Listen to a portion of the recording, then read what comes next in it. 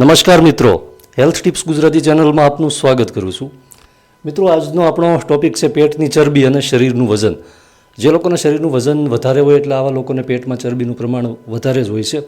અને ઘણી વખત એવું થાય કે જે લોકોનું શરીરમાં એટલું વજન નથી હોતું છતાં પણ પેટના ભાગમાં વધારે ચરબી જામી ગઈ હોય છે, અથવા પેટને સાથે સાથે સાથળમાં ચરબી હોય. એ સિવાય જે લોકોને બેઠાડું જીવન હોય છે અથવા જે લોકો નોકરિયાત વર્ગ હોય છે, તો આવા લોકો જે ખુરશી ઉપર સતત બેસી રહેવાનું થતું હોય તો આવા લોકોને પણ પેટના ભાગમાં વધારે ચરબીના થર જામી જતા હોય છે. આ ચરબીને ઓછી કરવા માટે અને શરીરનું વજન નિયંત્રણમાં લાવવા માટે, એટલે કે વધારે પડતું વજન હોય તો એ વજનને ઓછું કરવા માટેની જબરજસ્ત ફોર્મ્યુલા છે મિત્રો. આ ફોર્મ્યુલા છે એને અનુસરવામાં આવે તો 100% શરીરનું વજન છે એ નિયંત્રણમાં આવે છે, વધારાનું વજન ઘટે છે. અને સૌથી મહત્ત્વનું કે પેટની અને સાથળમાં જે ચરબી વધારે હોય તો ચરબી 100% ઓછી થાય છે. પહેલાં આપણે ફોર્મ્યુલાની વાત કરી લઈએ. 2 પ્રકારની જે ફોર્મ્યુલા છે, લીંબુ પ્લસ મધ અને મધ પ્લસ તજ અથવા જીરું. દરરોજ સવારે ઉઠીને ખાલી પેટે 1 ગ્લાસ જેટલું હુંફાળું પાણી કરવાનું છે, થોડું ગરમ. આ ગરમ પાણીની અંદર 1 ચમચી જેટલો લીંબુનો રસ અને અડધી ચમચી મધ નાખી અને આ પાણી છે પ્રવાહી હુંફાળું એટલે કે થોડું ગરમ હોય ત્યારે તરત જ પીવાનું છે. નીચે બેસી અને જે ઉભડાક પગે બેસી અને પીવાનું છે.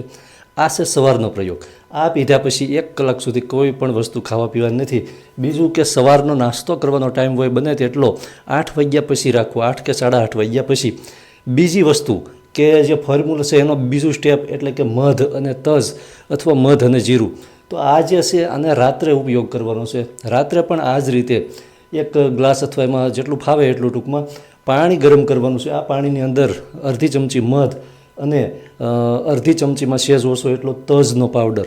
હવે તજનું ચૂર્ણ છે, ઘણા લોકો છે કે એને તજનું ચૂર્ણ જે છે માફક ન આવતું હોય અથવા ન ફાવતું હોય અથવા શરીરમાં અમુક સમસ્યા હોય અથવા જે પિત્ત પ્રકૃતિ હોય તો ગરમી શરીરમાં વધારે હોય તો પણ તજ ન ફાવતા હોય તો આવા લોકોએ જીરુંનો પાવડર કરી અને મધ જે હુંફાળું પાણી છે એની સાથે ઉમેરવાનું છે. આ જે પ્રવાહી છે સાંજે પીવાનું છે, આ સવારે પીવાનું છે. ગરમ પાણીની અંદર ખાસ પીવાનું છે, વધારે પડતું ગરમ નહીં, કેમ કે મધ છે એને વધારે ગરમ પ્રવાહીમાં મિક્સ ન કરી શકાય. હુંફાળું પાણી રાખવાનું છે. અને તજ ન ફાવે, તજ છે 1 ચમચીમાં પણ ઓછું, લગભગ 4 ચપટી જેટલા તજનું ચૂર્ણ નાખવાનું. તજ ન ફાવે તો જીરું અડધી ચમચી નાખવાનું. આ સાંજે પીવાનું છે. મિત્રો, આ ફોર્મ્યુલા એ ખૂબ જ ઇફેક્ટિવ છે, ખાસ તો પેટની ચરબી દૂર કરવા માટે. બીજું સૌથી મહત્ત્વનું કે ભોજનની અંદર નિયમિતતા રાખવાની છે. દરરોજ એક જ સમયે ભોજન લેવાનું છે. ભલે 2 વખત જમતા હોય કે 3 વખત, પણ જે ટાઈમે જમતા હોય એ જ ટાઈમે જમવાનું. કેમ કે ભોજનનો જે ટાઈમ છે એમાં અનિયમિતતા જ્યારે આવે છે ત્યારે એ પેટમાં ગેસ ઉત્પન્ન કરે છે અને પાચન બગાડે છે. ત્યારે આપણે જે ખોરાક ખાધો હોય છે એ ખોરાક છે એમાંથી મોટાભાગે એ ખોરાક છે એ ચરબીમાં રૂપાંતર થાય છે અને એ ચરબી આપણા શરીર ઉપર દેખાતી હોય છે. ખાંડવાળી વસ્તુ સાવ ઓછી કરી દેવાની. અને બીજું સૌથી મહત્ત્વનું કે તેલમાં તળેલી વસ્તુ હોય આવી વસ્તુ ઓછી કરવાની. ખાંડવાળી, ખાસ તો જે લોકો ચા પીતા હોય તો આવા લોકોએ થોડો કંટ્રોલ રાખવો જોઈએ જો પેટની ચરબી ઘટાડવી હોય તો. એ સિવાય પેટની ચરબી વધવાના જે 2 કારણો છે ને એમાં એક છે માનસિક તણાવ, એટલે જે લોકો વધારે ટેન્શન કે ચિંતાગ્રસ્ત રહેતા હોય તો પણ શરીરનું વજન વધી જતું હોય છે. અને બીજું છે ઉજાગરા, જે લોકો રાત્રે વધારે ઉજાગરા કરતા હોય અથવા એમ કહી શકાય કે રાત્રિની ઊંઘ જો પૂરી ન થાય તો એને લીધે શરીરમાં ચરબી 100% વધી શકે છે. જ્યારે ઊંઘ બગડે છે, ઊંઘ પૂરી નથી થતી, ત્યારે શરીરમાં રહેલા અનેક પ્રકારના હોર્મોન્સ છે એનું બેલેન્સ ખોરવાય છે, એનું સંતુલન બગડે છે અને જેને લીધે પેટ બગડે છે, કબજિયાત જેવી સમસ્યા થાય છે. સાથે સાથે જ્યારે પેટ અને પાચન તંત્ર ખરાબ થાય છે ત્યારે એ મિત્રો આપણા શરીરમાં ચરબીના રૂપમાં પણ ક્યાંક ને ક્યાંક દેખાતું હોય છે. એટલે ચરબી છે વધી જતી હોય અને શરીરનું વજન વધી જતું હોય છે. બીજું સૌથી મહત્ત્વનું કે ભોજન, તો જમ્યા બાદ તરત પાણી નથી પીવાનું. જે લોકો ભોજન 2 વખત કે 3 વખત જમતા હોય તો જમ્યા પછી તરત 1 ઘૂંટડો જ પાણી પીવાનું છે, એટલે કે 1 ચમચી કે 2 ચમચી જેટલું, વધારે પાણી પીવાનું નથી. એનું કારણ એ છે કે વધારે પાણી નહીં પીવું એટલે ભોજનનું પાચન સારી રીતે થશે અને જ્યાં સુધી જે ખોરાક ખાવામાં આવે છે એ બધો જ ખોરાકનું પાચન થઈ જતું હોય તો ચરબી છે મોટાભાગે વધતી હોતી નથી. તળેલી વસ્તુ ભોજનમાં ઓછી સામેલ કરવાની છે. સૌથી મહત્ત્વનું કે જ્યારે પણ ભોજન કરવા બેસો, ખાસ તો બપોરના ભોજનમાં ભૂલતા નહીં. કેમ કે બપોરનું ભોજન લેતા પહેલાં ભોજનની અંદર સલાડ એટલે ઘણી બધી કાચી વસ્તુ ખાવાનું, એવું કંઈ નથી. માત્ર 3 જ વસ્તુ રાખવાની છે. એમાં 1 છે ગાજર, 1 છે કાકડી અને 1 છે ટમેટાં. એક ડીશ ભરીને પહેલાં આ 3 વસ્તુ ખાઈ લેવાની છે. ગાજર પણ જો સિઝન ન હોય ને ગાજર ન મળે તો વાંધો નહીં, ટમેટા અને કાકડી છે એ અવશ્ય ખાવાની છે ભોજનની પહેલાં એક ડીશ જેટલી. એની ખૂબ જ ઇફેક્ટિવ અસર જોવા મળશે આપણા શરીરમાં. શરીરનું વધેલું વજન હોય ને એમાં જે કાકડી અને ટમેટા ભોજન પહેલાં ખાવામાં આવે ને તો એની ખૂબ જ સારી અસર દેખાય છે આપણા શરીરમાં. અને જે લોકોનું વજન વધારે હોય આવા લોકોને તો ખૂબ જ ફાયદો થાય છે.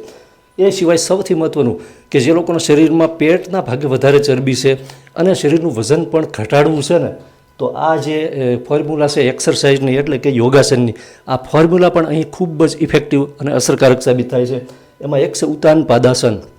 દરરોજ સવારે આપણે લીંબુ અને મધ પીધું પછી 1 કલાક સુધી કોઈ પણ વસ્તુ ખાવા પીવા નથી. આ 1 કલાક દરમિયાન આ આખી ફોર્મ્યુલા છે એ જળવાઈ રહેશે મિત્રો.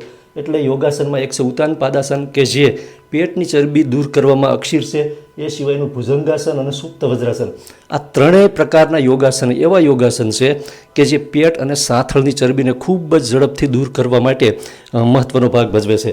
એ સિવાય સૂર્ય નમસ્કાર કે જે આખા બોડી છે એને આખા બોડીની કસરત સૂર્ય નમસ્કારમાં આવી જાય છે. અને સૂર્ય નમસ્કાર કરવાથી આપણું જે ડાયજેશન છે એ પણ ખૂબ જ સુધરે છે. એ સિવાય મિત્રો એક પ્રાણાયામ છે અને એ પ્રાણાયામનું નામ છે કપાલભાતિ, જે શ્વાસોશ્વાસનું પ્રાણાયામ છે. અને આ કપાલભાતિ અને જો અનુલોમ વિલોમ પણ એક બીજું પ્રાણાયામ છે, એ પણ જો સાથે કરવામાં આવે તો એ શરીરમાં રહેલું વધારાનું વજન દૂર કરવામાં ખૂબ જ અક્ષીર સાબિત થાય છે. 10 થી 15 મિનિટ આ પ્રાણાયામ છે કપાલભાતિ એ જો દરરોજ નિયમિત કરવામાં આવે તો એનાથી શરીરનું વજન ખૂબ ઝડપથી ઘટે છે. વધારાનું વજન હોય ખૂબ ઝડપથી ઓછું થાય છે. પેટના ભાગે ખાસ ચરબી હોય ઓછી થાય છે. કેમ કે કપાલભાતિ પ્રાણાયામ જ્યારે કરવામાં આવે છે ત્યારે પેટના સ્નાયુઓ રિલેક્સ થાય છે અને પેટની ચરબી દૂર કરવામાં કપાલભાતિ ખૂબ જ ઇફેક્ટિવ છે. એ સાથે સવારનું વોકિંગ એ પણ ખૂબ જ, જો વધારે પડતું વજન હોય અને ચરબી વધારે જામી ગઈ હોય તો રનિંગ પણ કરવું જોઈએ.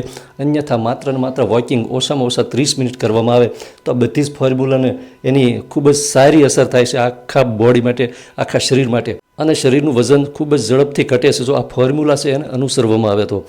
એ સિવાય સૌથી મહત્ત્વનું કે જેટલું દાળનું ભોજનમાં વધારે સામેલ કરવાની છે. એ સિવાય જે રાત્રિનું ભોજન છે આયુર્વેદ પ્રમાણે રાત્રિનું ભોજન જેટલું વહેલું લેવામાં આવે એટલે કે સૂર્યાસ્ત પહેલાં જેમનું વધારે વજન હોય તો આવા લોકોએ તો સૂર્યાસ્તની પહેલાં જમી લેવું જોઈએ. અન્યથા 8 વાગ્યા સુધીમાં તો સાંજનું ભોજન લઈ જ લેવું જોઈએ. સાંજના ભોજનમાં એકદમ હળવો ખોરાક લેવો જોઈએ. સૌથી અગત્યની વાત અંતમાં એ કરી દઉં કે ખાંડવાળી વસ્તુ ખાવાથી વધારે ચરબી જામે છે.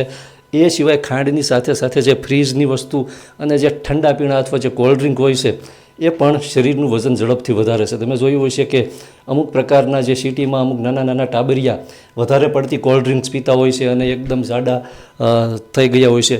તો ખાંડવાળી વસ્તુની સાથે મીઠાઈની સાથે સાથે જે કોલ્ડ ડ્રિંક્સ ફ્રીજની તમામ વસ્તુ આ ફોર્મ્યુલાનું પાલન કરો તો ન ખાવી. કેમ કે નહીંતર આનું પરિણામ મળશે નહીં અને આનો કોઈ પણ પ્રકારનો ફાયદો ઝડપથી થતો નથી. ખૂબ ખૂબ આભાર.